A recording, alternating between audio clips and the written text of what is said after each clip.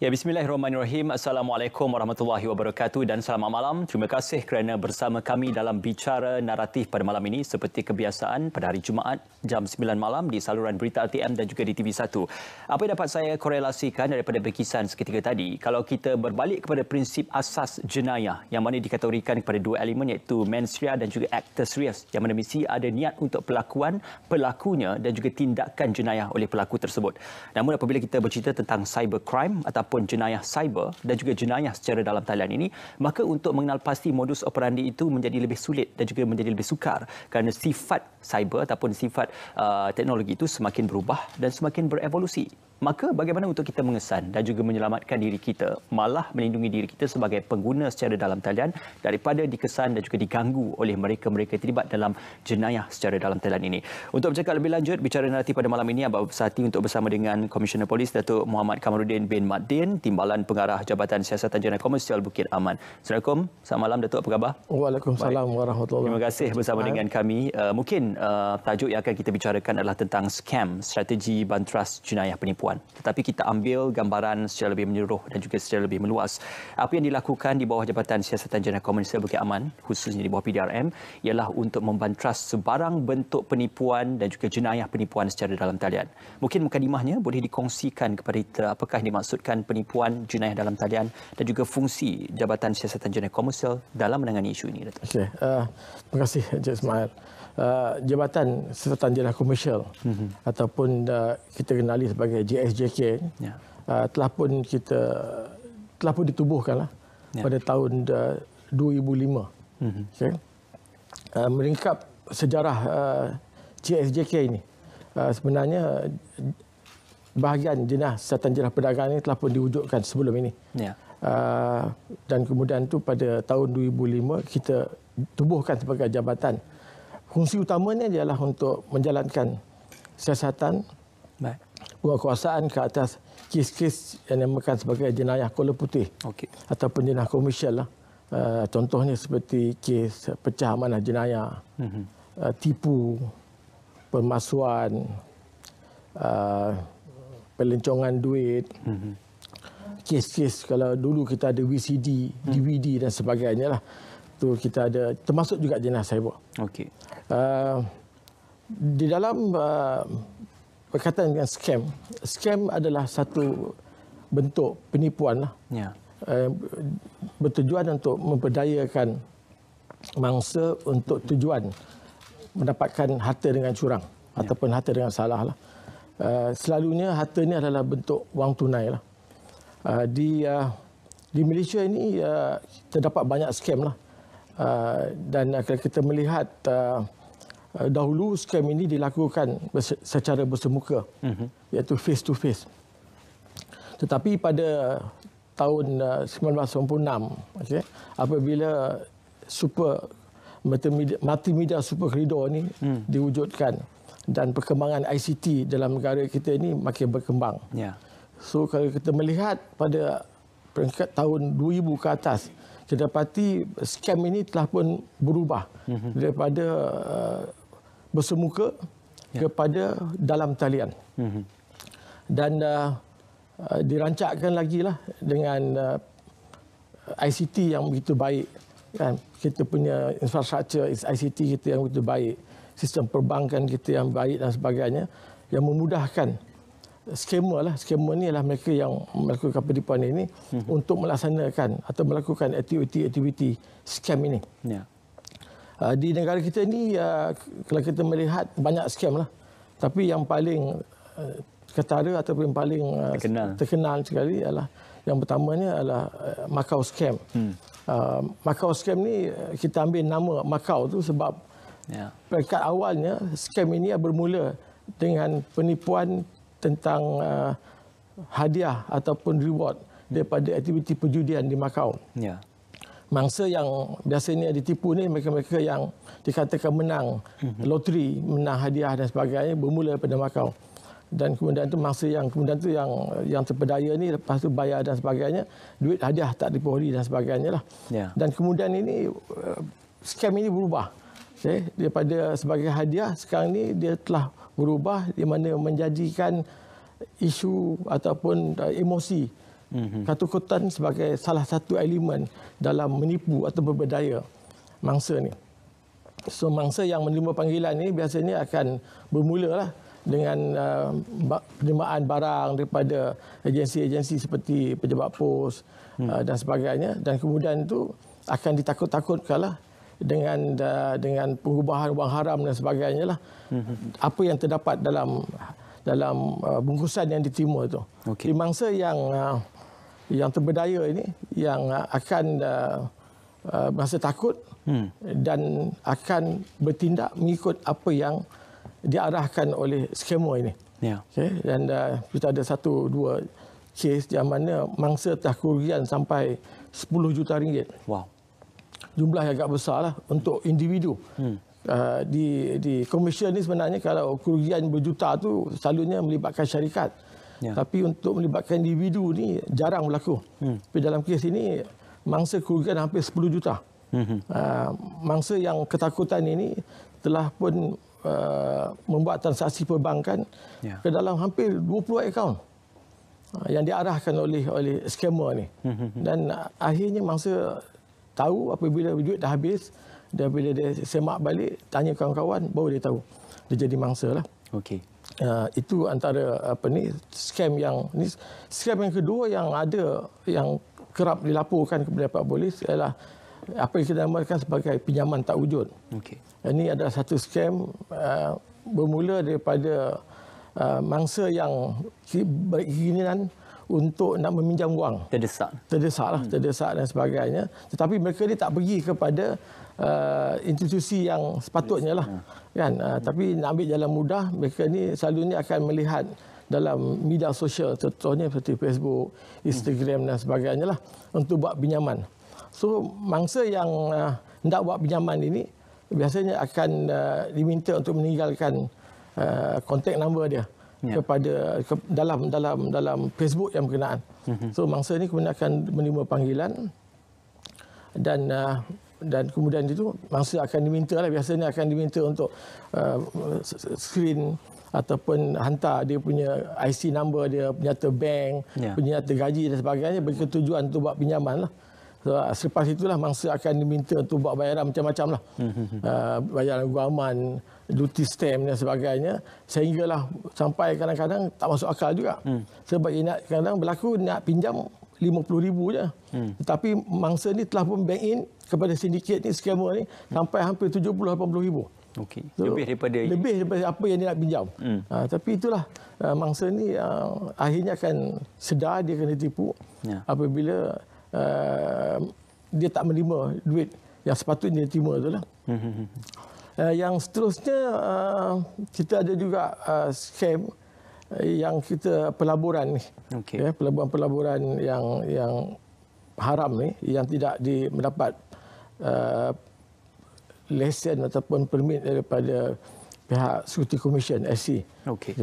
Mereka-mereka ni akan biasanya pelaburan ini akan menjanjikan pulangan yang tinggi lah dalam masa yang singkat.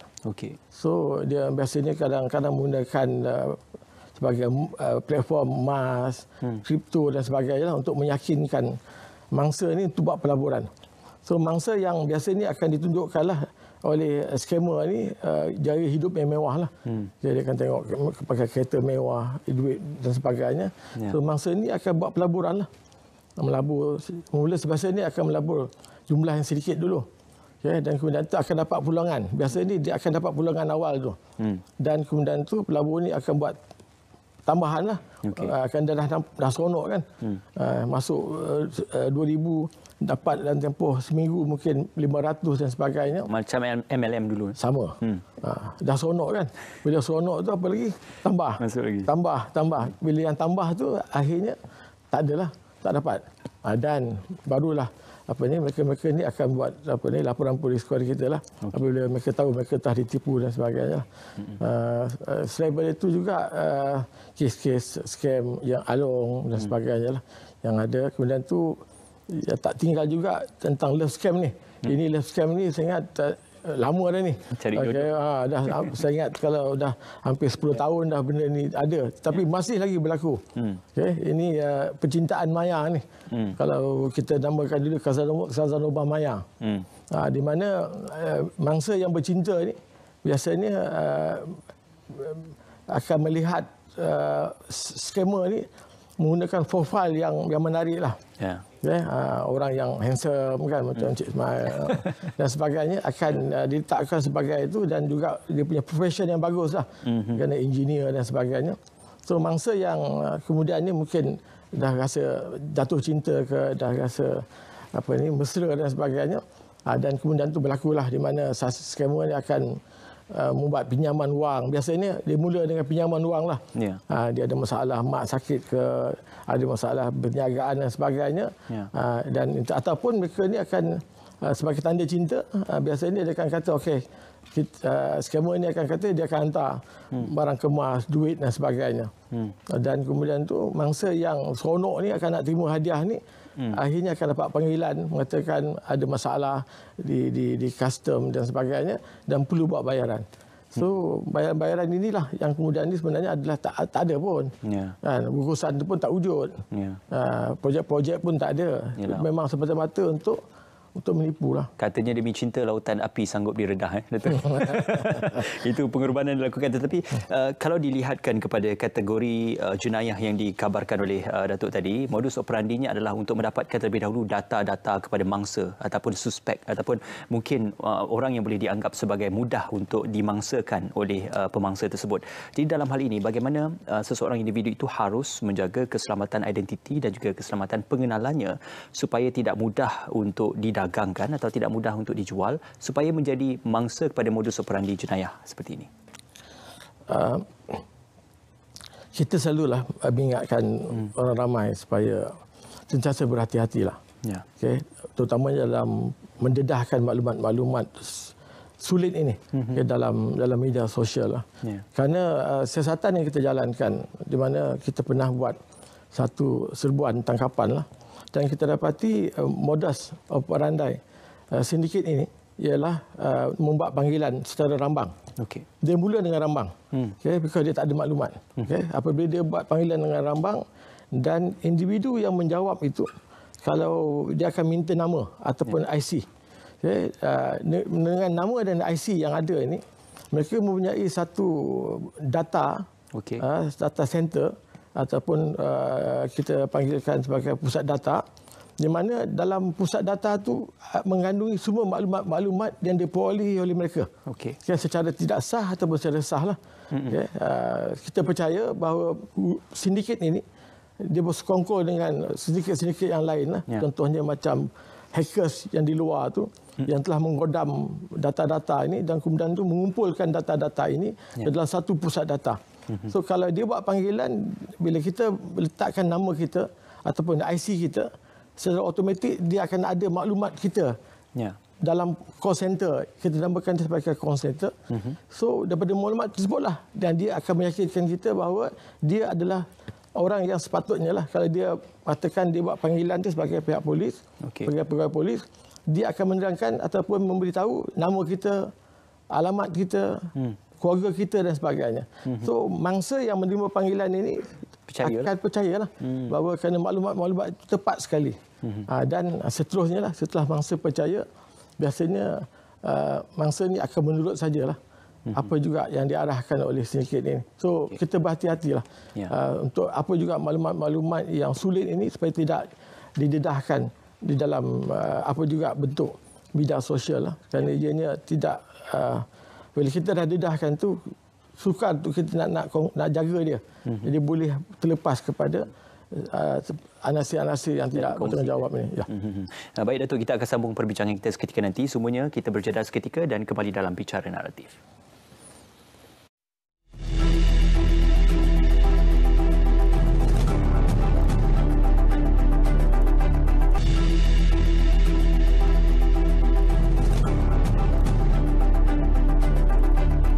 Bersua kembali dalam Bicara Naratif, jenayah komersial ataupun jenayah secara dalam talian, modus operandinya itu tidak nampak dek mata kasar tetapi ia tetap berlaku dan telah pun mengakibatkan kerugian besar kepada mangsa-mangsa yang telah pun terjejas disebabkan oleh jenayah komersial ataupun jenayah scam ini. Untuk bercakap lebih lanjut, saya masih lagi bersama dengan Komisioner Polis Datuk Muhammad Kamaluddin bin Makdin, Timbalan Pengarah Jabatan Siasatan Jenayah Komersial Bukit Aman. Datuk, seketika tadi kita sudah pun bercakap tentang beberapa kategori jenayah komersial ataupun jenayah dalam talian yang banyak dilaksanakan oleh pesalah-pesalah ataupun penjenayah ini. Cumanya dari segi gambaran kes ataupun statistik terkini, keseriusan masalah itu yang berlaku dalam negara kita, apa yang boleh digambarkan tahap masalah yang berada dalam negara buat masa ini? Daripada statistik yang saya kumpulkan, daripada tahun 2018 sehinggalah tahun 2020, kita dapati bahawa jenayah ini meningkat. Kalau kita tengok jenayah e-dagang ni atau penipuan belian barang ni, kalau kita tengok tahun 2019 ada lebih kurang 3,500 kes yang dilaporkan kepada kita, tetapi pada tahun 2020 ni sudah meningkat kepada 5,800. So peningkatan yang agak ketara jugalah, dalam lebih daripada 2,000 kes. Di mana pinjaman tak wujud juga dipati ada meningkat. Iaitu daripada tahun 2019 kita ada lebih kurang dalam 5,035 kes, berbanding dengan tahun 2020 kita ada 5,700. Dan kes Makau ni, penipuan dalam talian ni, yang ni ada penurunan sikitlah daripada tahun 2019-2020. Love scam kita dapati meningkat, dan juga pelaburan lah. Pelaburan ni kalau kita tengok tahun 2019 ada 966 saja. Tapi kita tengok pada tahun 2020 ni sudah meningkat sampai 1,672. Agak peningkatan yang agak ketara jugalah. Dan juga dari sekali tengok daripada segi kerugian pun meningkat juga. Kalau kita tengok kerugian, kalau e-dagang tu daripada tahun 2019 kita ada 28 juta. Dan tahun 2020 kita ada lebih kurang 41 juta kerugian yang dilaporkan lah. Dan pinjaman tak wujud daripada 48.4 juta daripada tahun 2019 telah meningkat pada 61.9 juta. Jumlah yang agak besar, sebab ini merupakan kerugian individu. Bukan kerugian syarikat. Individu maknanya duit secara peribadi lah, milik mangsa. Makau daripada tahun 2019 ada 121 juta kepada 172 juta. Dan love scam menurun daripada 78 kepada 58. Pelaburan pun menurun daripada 220 kepada 183 juta. Tapi keseluruhannya saya dapati meningkatlah. Daripada setahun ke setahun lah, daripada tahun 2018, 2019 dan 2020 lah. Datuk, kalau kita lihatkan kepada taburan data, walaupun e-dagang mencatatkan jumlah laporan kes yang paling tinggi, tetapi jumlah kerugiannya itu adalah antara yang terendah berbanding kepada modus operandi kes-kes jenayah yang dilaporkan. Yang mencatatkan jumlah kerugian paling tinggi adalah jenayah berbentuk kerugian dari segi pelaburan. Jadi dalam hal ini kita sedia maklum, modus operandinya adalah melibatkan apabila seseorang itu mula untuk ditipu, untuk melabur, mungkin dalam jumlah yang sedikit, kemudian dipujuk rayu dengan jumlah yang semakin banyak untuk menghasilkan pulangan yang lebih banyak. Jadi bagaimana sebenarnya kaedah-kaedah penipuan yang dilaksanakan oleh penjenayah-penjenayah bagi modus operandi untuk pelaburan ini, Datuk? Pelaburan ini sebenarnya penipuan ini dilakukan dengan, macam mana saya sebut tadi lah, bahawa mereka akan menggunakan contohnya macam emas, kripto dan sebagainya sebagai bahan ataupun aset ataupun benda untuk menarik minat pelabur. Pelabur yang berminat ini biasanya sindiket ini dalam satu ataupun dua kes yang kita siasat, mereka ini mewujudkan sistem mereka sendiri. Bagi menggambarkan kepada mangsa ini bahawa mereka mendapat keuntungan. So apabila maksudnya sistem contohnya macam kripto. Mereka bangunkan sistem mereka sendiri, seolah-olah kripto yang ditunjukkan kepada mangsa itu adalah sistem ataupun jual beli yang sebenar yang berlaku. Sebenarnya tak. Sebenarnya sistem itu dikawal oleh sindiket itu sendiri. So mangsa yang buat pelaburan ini biasanya akan buat pelaburan dan akan ditunjukkan keuntungan yang mereka perolehi. Apabila mereka melihat keuntungan itu, dan tapi biasanya keuntungan tak boleh dikeluarkan. Mereka ni perlu melabur lah dan sebagainya. Sehinggalah pada satu ketika mereka tak boleh akses lagi sistem yang berkenaan, contohnya. So apabila mereka tak boleh akses lagi, barulah mereka sedar bahawa mereka telah pun ditipu. Sebab tu kita melihat kadang-kadang dalam salah satu bentuk pelaburan tu mangsanya sampai beratus orang. Sebab bila buat pelaburan ini biasanya dia akan buat promosi lah. Promosi daripada melalui WhatsApp, melalui media sosial, melalui mulut ke mulut dan sebagainya. So jumlah tu agak besar dan jumlah yang melabur juga kadang-kadang yang agak besar juga. Jumlah pelabur dan jumlah pelaburan yang dimasukkan.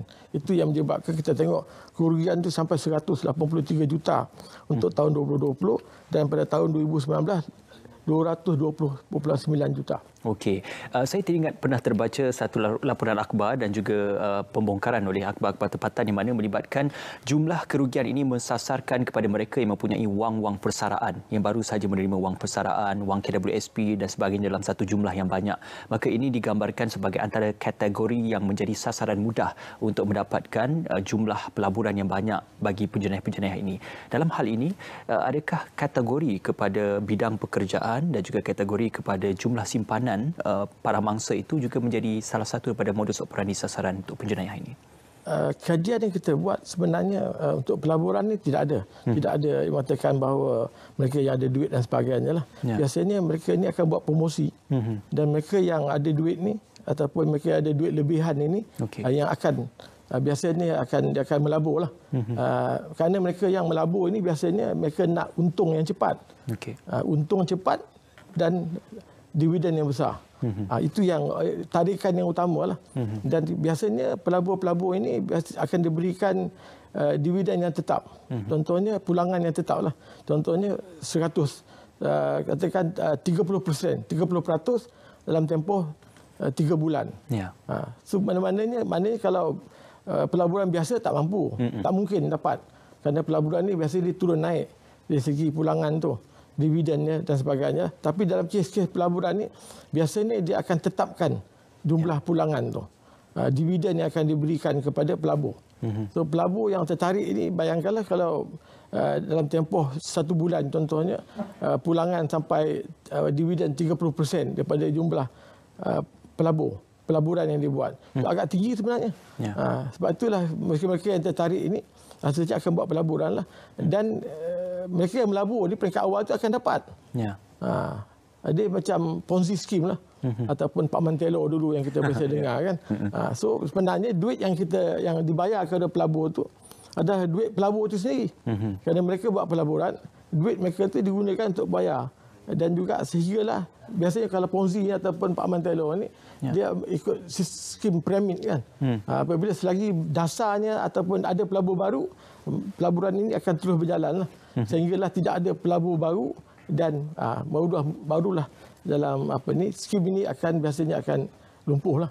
Sebab tidak ada lagi duit-duit baru yang masuk untuk nak dibayar kepada para pelabur ni.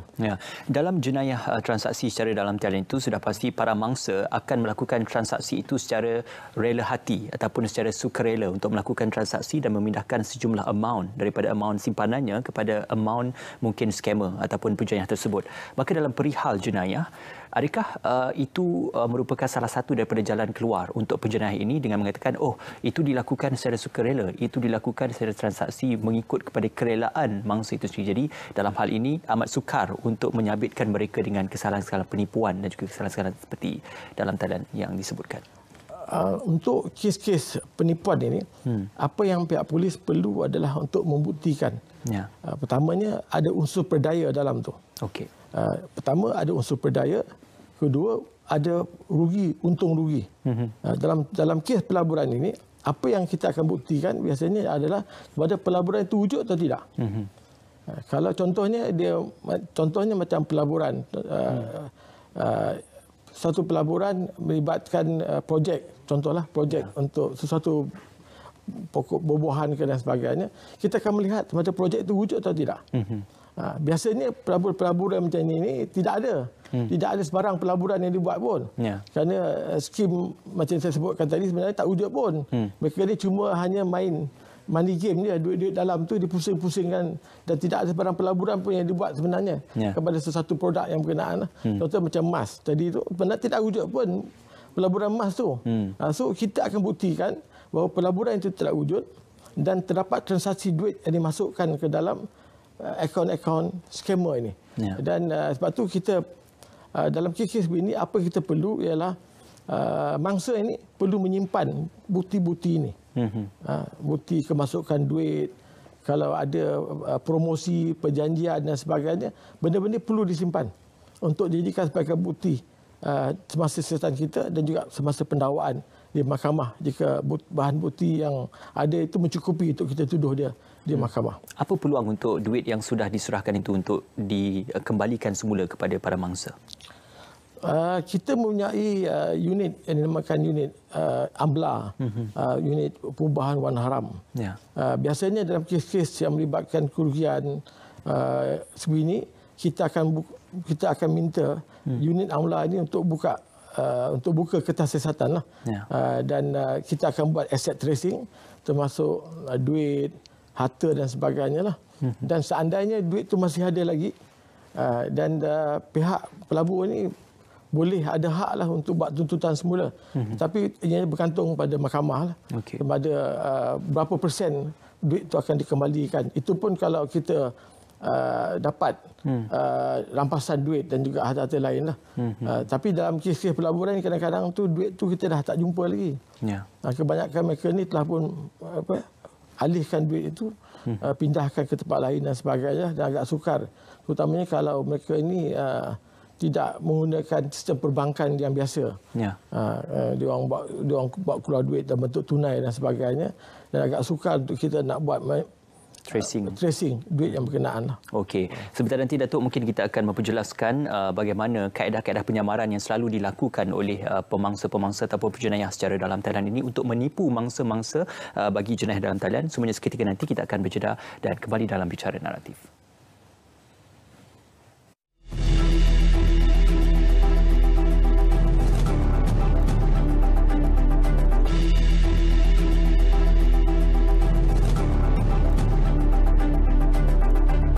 Sudah pasti jenayah scam ataupun jenayah secara dalam talian ini menggunakan pelbagai modus operandi antara penyamaran dan juga menggunakan identiti dan juga pengenalan mangsa untuk membolehkan modus operandi mereka mencapai kepada objektif jenayah mereka tersebut.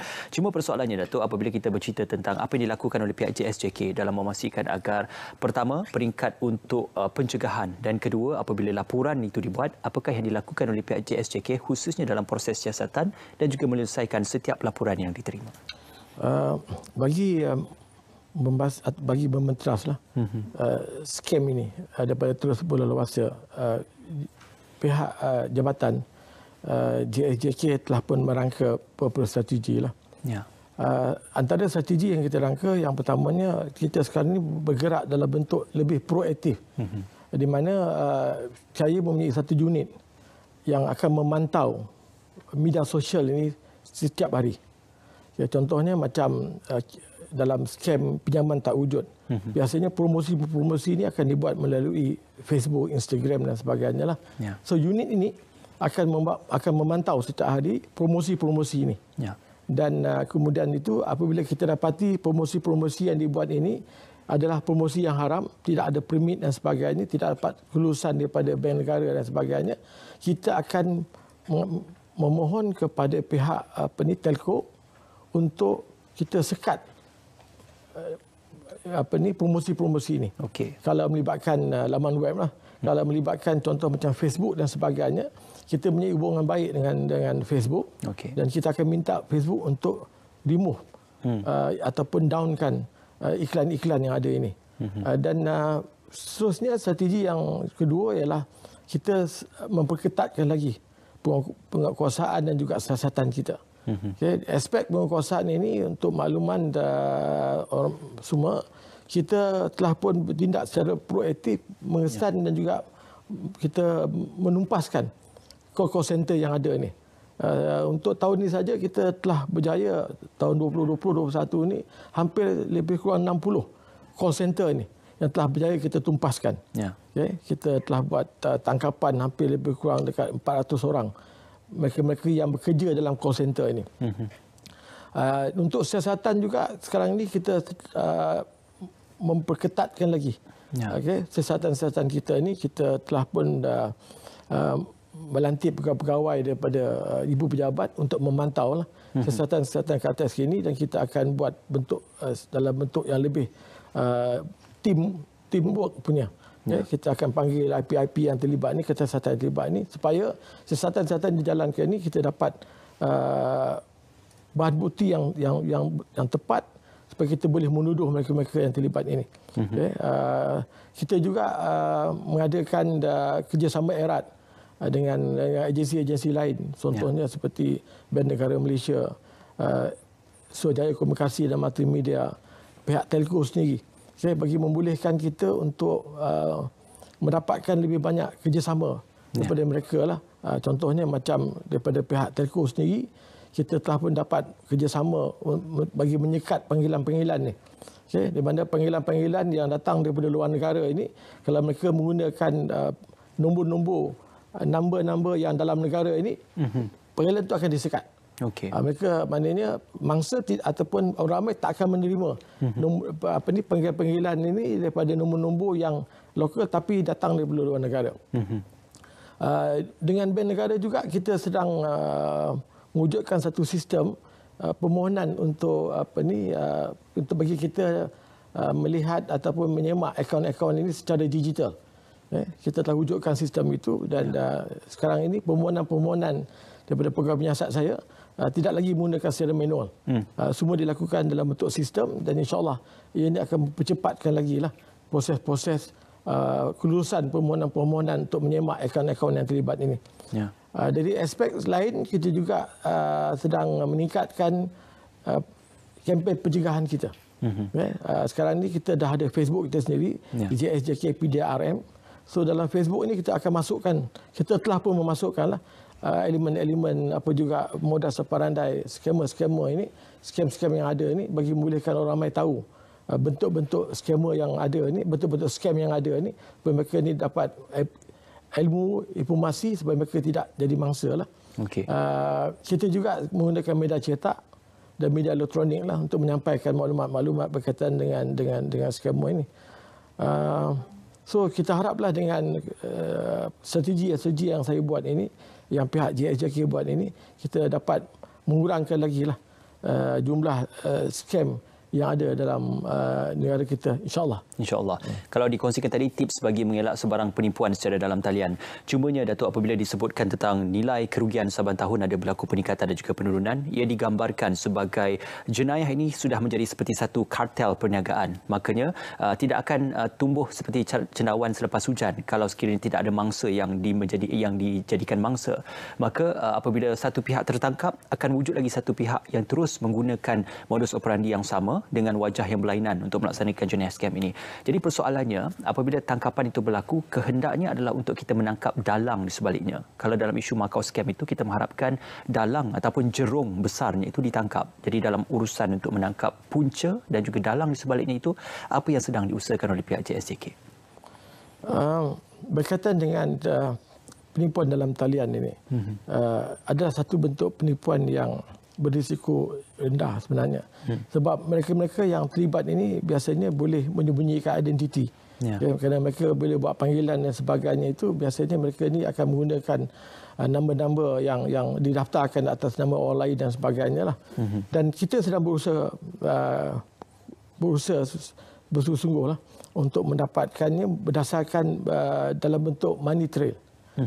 Biasanya kalau untuk panggilan ini kita sukar sikit sebab teknologi yang ada ini. Tetapi kalau melalui duit-duit yang digunakan oleh yang dimasukkan oleh mangsa ini, dan biasanya kita akan berjaya lah untuk mengesan siapa sebenarnya yang terakhir yang mendapat benefit daripada duit-duit yang telah pun dimasukkan. InsyaAllah kita dalam proses, dan kita dah ada satu kejayaan lah, dan kita akan meneruskan tindakan tersebutlah.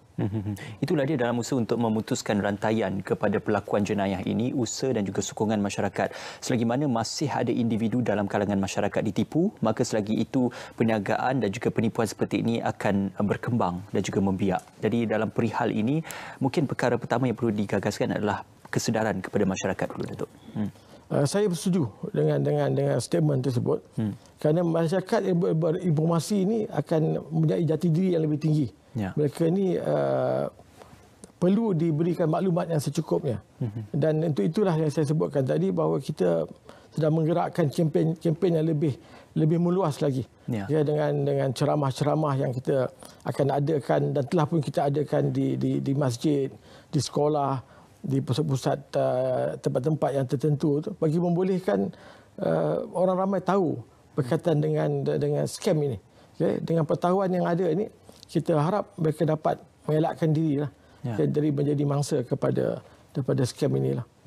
InsyaAllah itu satu perkongsian baik juga. Datuk, sekali lagi kita akan berjeda seketika untuk kita menyambung perbualan dan juga perbincangan kita. Sudah pasti selepas ini kita akan bercakap lebih lanjut tentang bagaimana untuk memastikan masalah ini dapat ditangani sehingga ke peringkat akar umbi. Semuanya seketika nanti dalam Bicara Naratif.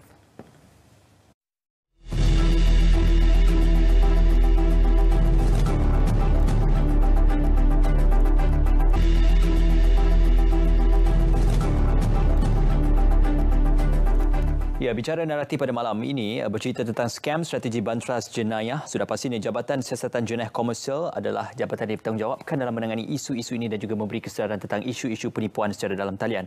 Datuk, tadi kita bercerita tentang apa yang dilakukan oleh pihak JSJK. Sudah pasti ada beberapa capaian yang boleh dilaksanakan dan juga boleh dicapai oleh masyarakat, khususnya laman Facebook JSJK, portal Semak Mula dan juga CCID Scam Response Center yang memberikan ruang untuk sebarang bentuk aduan, mendapatkan informasi dan juga maklumat lanjut tentang modus operandi dan kategori jenayah dalam talian ini. Kongsikan, Datuk, dan juga terangkan secara terperinci berkenaan apa yang digagaskan oleh pihak JSJK. Jabatan JSJK telah pun menggerak langkah bagi membolehkan masyarakat mendapat lebih informasi. Salah satu langkah yang kita ambil adalah kita mewujudkan satu apa yang kita namakan sebagai Semak Mule. Semak Mule ni adalah satu aplikasi yang kita bangunkan, di mana dalam aplikasi ini kita menyimpan semua akaun-akaun yang terlibat di dalam aktiviti penipuan ini. So setakat ini kita ada lebih kurang 90,000 akaun yang kita namakan sebagai mule account. So dengan adanya Semak Mule ini, apa yang kita harapkan ialah kepada orang ramai, apabila mereka ini hendak melakukan transaksi, terutamanya secara online, ke atas sesuatu yang mereka tak pasti, contohnya macam pembelian barang dan sebagainya, saya syorkan atau saya galakkan mereka ini melakukan semakan di dalam aplikasi itu dulu. Dengan mereka perlu memasukkan nombor akaun ataupun nombor telefon yang mereka terima. So seandainya nombor akaun ataupun nombor telefon itu pernah terlibat dalam aktiviti penipuan sebelum ini, maka dia akan menunjukkan dalam sistem itu apakah ada rekod. So bila ada rekod itu, maksudnya bahawa akaun itu pernah digunakan dalam aktiviti penipuan sebelum ini. So dengan itu kita mengharapkan orang ramai supaya tidak meneruskan transaksi yang berkenaan dan supaya mereka tidak jadi mangsa kepada aktiviti penipuan ini. Yang seterusnya, kita juga telah menubuhkan pusat gerakan, apa yang kita namakan sebagai CCID Response Center.